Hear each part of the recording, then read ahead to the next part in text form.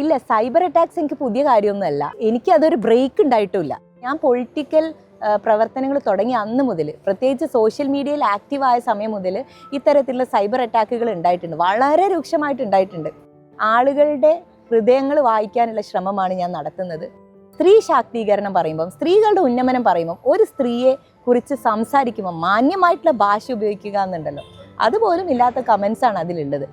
പക്ഷെ എന്ത് വന്നാലും അതിനെ നേരിടാൻ ഞാൻ സന്നദ്ധയാണ്, റെഡിയാണ്. അതിനുള്ള മനക്കരുത്ത് എനിക്കുണ്ട്.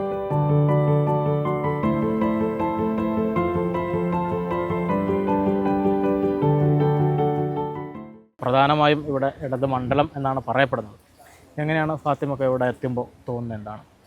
അല്ല, അതിനിടയിൽ ഒരുപാട് എക്സെപ്ഷണൽ കേസസ് ഉണ്ടായിട്ടുണ്ട്. എക്സെപ്ഷണൽ കേസസ് എന്ന് പറയുമ്പോൾ ഈ നിങ്ങൾ പറഞ്ഞ ആ ഒരു ട്രെൻഡിനെ ബ്രേക്ക് ചെയ്യുന്ന കാര്യമാണല്ലോ. ഡോക്ടർ KG അടിയോടി ഉൾപ്പെടെയുള്ള പ്രമുഖരായിട്ടുള്ള മന്ത്രിമാരെ സംഭാവന ചെയ്ത മണ്ണാണിത്. പിന്നെ ഇപ്പം നമ്മൾക്ക് പുതിയ കാലം പരിശോധിച്ച് നോക്കിയാൽ ഇവിടെ പാർലമെൻറ്റ് ഇലക്ഷൻ, അത് കഴിഞ്ഞ് വന്നിട്ടുള്ള പഞ്ചായത്ത് ഇലക്ഷനിലൊക്കെ UDF തരംഗമാണ്. അപ്പോൾ ഇപ്പം അതും കഴിഞ്ഞ് നിയമസഭാ തെരഞ്ഞെടുപ്പ് വന്നിരിക്കുകയാണ്. ഈ തെരഞ്ഞെടുപ്പിലും ആ വിജയം ആവർത്തിക്കും എന്നുള്ളതാണ് ഞാൻ മനസ്സിലാക്കുന്നത്. ഞാൻ ഇവിടെ ഈ ആളുകളുടെയൊക്കെ ഇടയിൽ നിന്ന്, ഇവരുടെ റെസ്പോൺസിൽ നിന്ന് കിട്ടുന്ന ഒരു എനർജി പറഞ്ഞു തരുന്നത് ഇത്തവണ UDF ഈ നിയോജക മണ്ഡലം പിടിക്കുന്നുള്ളതാണ്. ഈ തദ്ദേശ സ്വയംഭരണ തിരഞ്ഞെടുപ്പ് ഫലം UDFൻ്റെ വലിയൊരു മുന്നേറ്റമായിരുന്നു. വർഷങ്ങളായിട്ടുള്ള പഞ്ചായത്തുകൾ UDF പിടിച്ചെടുക്കുന്നു. ഇത് ആവർത്തിക്കുമെന്ന് തോന്നുന്നുണ്ടോ, അല്ലെങ്കിൽ അതൊരു തദ്ദേശ ഫലമായിട്ട് തന്നെ പരിഗണിക്കണോ? അല്ലല്ല, ഇവിടെ സിസ്റ്റമാറ്റിക് ആയിട്ടുള്ള വർക്ക് നടക്കുന്നു എന്നുള്ളതാണ്. പാർലമെൻറ്റ് ഇലക്ഷനിലും അത് വളരെ എവിഡൻ്റ് ആയിരുന്നു. അതിനുശേഷം ഇപ്പോൾ UDFന് ഏറ്റവും കൂടുതൽ കെട്ടുറപ്പുള്ള ഒരു സ്ഥലമാണ് പേരാമ്പ്ര. അപ്പോൾ ആ സിസ്റ്റമാറ്റിക് ആയിട്ടുള്ള കോർഡിനേഷൻ, ഇവരുടെ വർക്ക്, ഗ്രാസ് റൂട്ട് ലെവലിലുള്ള ക്യാമ്പയിനിങ്, ഇതൊക്കെയാണ് യഥാർത്ഥത്തിൽ പാർലമെൻറ്റ് ഇലക്ഷന് ശേഷം നടന്നിട്ടുള്ള പഞ്ചായത്ത് ഇലക്ഷനും ഇപ്പോൾ നടക്കുന്ന ഈ അസംബ്ലി ഇലക്ഷനും ഗുണമായിട്ട് ഉണ്ടാവാൻ പോകുന്നത്.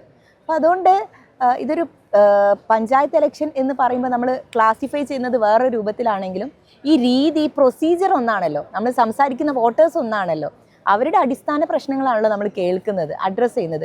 10ൽ 6 UDF എന്ന് പറയുമ്പം അത് ചെറിയ സംഖ്യയല്ല. TP രാമകൃഷ്ണനാണ് എതിർ സ്ഥാനാർത്ഥി. താങ്കളാണെങ്കിൽ വളരെ യുവത്വമുള്ള ഒരു സ്ഥാനാർത്ഥിയാണ്. ഇപ്പോൾ രണ്ട് ധ്രുവങ്ങൾ തമ്മിലുള്ള ഒരു മത്സരമാണോ? എങ്ങനെയാണ് ഈ മത്സരത്തെ കാണുന്നത്? അദ്ദേഹം വളരെ ഒരു ബഹുമാനിക്കപ്പെടുന്ന, ഞാൻ ഏറെ ബഹുമാനിക്കുന്ന ഒരു വ്യക്തിയാണ്. LDFൻ്റെ കൺവീനറാണ്.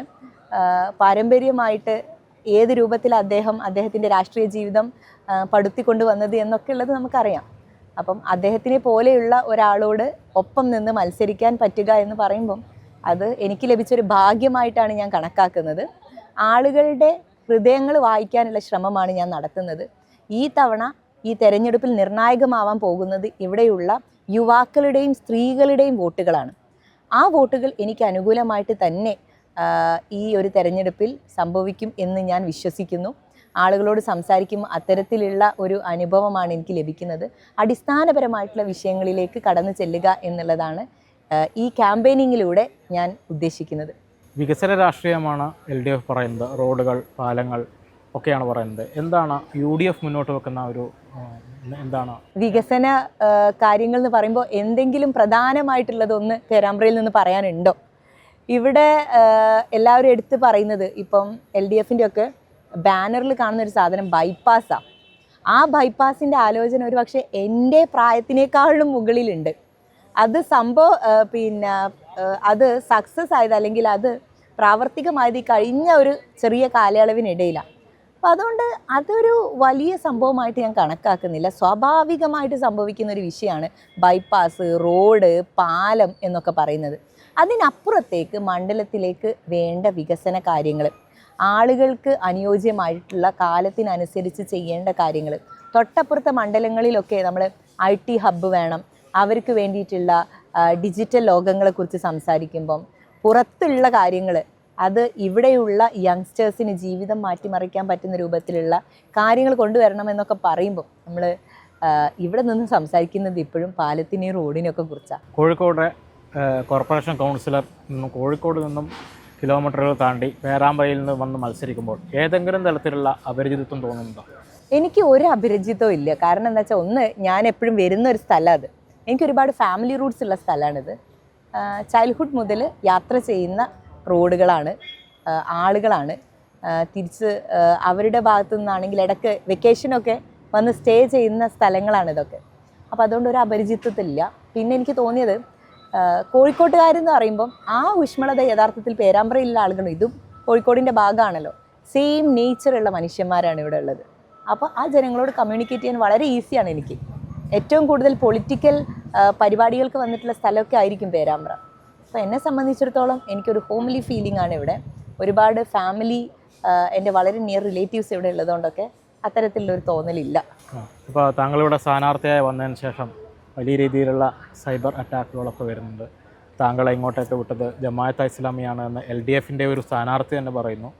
എന്താണ് അതിനോടുള്ള മറുപടി? ഇല്ല, സൈബർ അറ്റാക്സ് എനിക്ക് പുതിയ കാര്യമൊന്നുമല്ല. എനിക്കതൊരു ബ്രേക്ക് ഉണ്ടായിട്ടുമില്ല. സൈബർ അറ്റാക്സ് പെട്ടെന്ന് സംഭവിച്ചു എന്ന് പറയാനും എനിക്ക് പറ്റില്ല. കാരണം ഞാൻ പൊളിറ്റിക്കൽ പ്രവർത്തനങ്ങൾ തുടങ്ങിയ അന്ന് മുതൽ, പ്രത്യേകിച്ച് സോഷ്യൽ മീഡിയയിൽ ആക്റ്റീവായ സമയം മുതൽ ഇത്തരത്തിലുള്ള സൈബർ അറ്റാക്കുകൾ ഉണ്ടായിട്ടുണ്ട്, വളരെ രൂക്ഷമായിട്ട് ഉണ്ടായിട്ടുണ്ട്. ഒരു പക്ഷേ അതെന്തെങ്കിലും പ്രസ്താവന നടത്തുമ്പം നാവടയ്ക്കാൻ വേണ്ടിയിട്ടൊക്കെയുള്ള വലിയ തോതിലുള്ള അറ്റാക്കുകൾ ഉണ്ടായിട്ടുണ്ട്. അപ്പോൾ ഇതൊരു പുതിയ കാര്യമായിട്ട് കണക്കാക്കുന്നില്ല. എന്നെ സംബന്ധിച്ചിടത്തോളം ഞാൻ അതിനെയൊക്കെ എന്നോ മറന്നു കളഞ്ഞതാണ്. ഞാൻ എൻ്റെ വഴിയിലൂടെ ആളുകളോട് സംസാരിച്ച് മുന്നോട്ട് പോവുകയാണ്. അതൊന്നും എന്നെ ബാധിക്കുന്ന വിഷയമല്ല. പിന്നെ താങ്കളുടെ വാർത്തകൾ ഓരോന്നും നമ്മൾ ഫേസ്ബുക്കിലൊക്കെ കാണുമ്പോൾ അതിൻ്റെ അടിയിൽ വരുന്ന മുഴുവൻ കമൻറ്റ് പഴയ നിങ്ങളുടെ ഹരിതവുമായിട്ട് ബന്ധപ്പെട്ട വിഷയങ്ങളും ഒക്കെയാണ്. ഇതൊക്കെ ഏതെങ്കിലും തരത്തിൽ ബാധിക്കുന്നുണ്ടോ? ഇല്ല, ആ വിഷയം മാത്രമല്ലല്ലോ, നിങ്ങൾക്ക് കാണാൻ പറ്റും അത് ഏതൊക്കെ അക്കൗണ്ടിൽ നിന്നാണ് വരുന്നതെന്ന് ഒന്ന് പരിശോധിച്ച് നോക്കണേ. ആ അക്കൗണ്ടുകളുടെ പിന്നാലെ പോയാൽ അത് കൃത്യമായിട്ടൊരു സ്ഥലത്തു നിന്നാണെന്ന് നിങ്ങൾക്ക് ബോധ്യപ്പെടും. എത്ര മിസോജനിക് ആയിട്ടുള്ള വേർഡ്സാണ് അവർ യൂസ് ചെയ്യുന്നത്. സ്ത്രീ ശാക്തീകരണം പറയുമ്പം, സ്ത്രീകളുടെ ഉന്നമനം പറയുമ്പം, ഒരു സ്ത്രീയെ കുറിച്ച് സംസാരിക്കുമ്പോൾ മാന്യമായിട്ടുള്ള ഭാഷ ഉപയോഗിക്കുക എന്നുണ്ടല്ലോ, അതുപോലും ഇല്ലാത്ത കമൻസാണ് അതിലുള്ളത്. അപ്പം അത് നിരന്തരമായിട്ട് വരുന്ന കാര്യമാണ്. അതിനെ ഗൗരവത്തിൽ എടുക്കുന്നില്ല ഞാൻ എനിക്ക് എന്താണോ ചുമതല എനിക്ക് നൽകിയിട്ടുള്ളത് ആ ഉത്തരവാദിത്തം ഏറ്റെടുത്തുകൊണ്ട് മുന്നോട്ട് പോവുകയാണ്. പേരാമ്പ്രയാണ് മത്സരിക്കുന്നത്. കഴിഞ്ഞ തവണ വടകര ഷാഫി മത്സരിക്കുമ്പോഴായിരുന്നു ഈ കാഫിർ സംഭവങ്ങളും വിവാദങ്ങളും ഒക്കെ ഉണ്ടാകുന്നത്. ഇത്തരത്തിലുള്ള ഏതെങ്കിലും തരത്തിലുള്ള പ്രവണതകൾ പ്രതീക്ഷിക്കുന്നുണ്ടോ? അല്ലെങ്കിൽ അങ്ങനെ ഈ നിലവിലുള്ള സൈബർ അറ്റാക്കുകൾ കാണുമ്പോൾ എന്താ തോന്നുന്നത്? അതെ, ഇത് നമുക്കറിയാം. വടകരയിലും അതുപോലെ ഈ ഭാഗങ്ങളിലൊക്കെ ആയിട്ട് എന്താണ് പിന്നെ ഇടതുപക്ഷത്തിൻ്റെ ഫോർമുല എന്നുള്ളത്. അപ്പം ഞാനൊന്നും പ്രതീക്ഷിക്കുന്നില്ല. പക്ഷേ എന്ത് വന്നാലും അതിനെ നേരിടാൻ ഞാൻ സന്നദ്ധയാണ്, റെഡിയാണ്. അതിനുള്ള മനക്കരുത്ത് എനിക്കുണ്ട്. ഷാഫി എഫക്റ്റ് ഇത്തവണ ഉണ്ടാവും അവിടെ? തീർച്ചയായിട്ടും. ഷാഫിക്ക ഞങ്ങളെ ഇവിടുത്തെ MP ആണ്. അദ്ദേഹം MP ആയി ഉൾപ്പെടുന്ന ആ പ്രദേശത്ത് തന്നെയാണ് പേരാമ്പ്രയുള്ളത്. ആ എഫക്റ്റ് എന്തുകൊണ്ട് ഉണ്ടാവില്ല? തീർച്ചയായിട്ടും അതുണ്ടാവുമല്ലോ. ഏതായാലും എല്ലാ ഭാഗങ്ങളും നേരുന്നു. Thank you.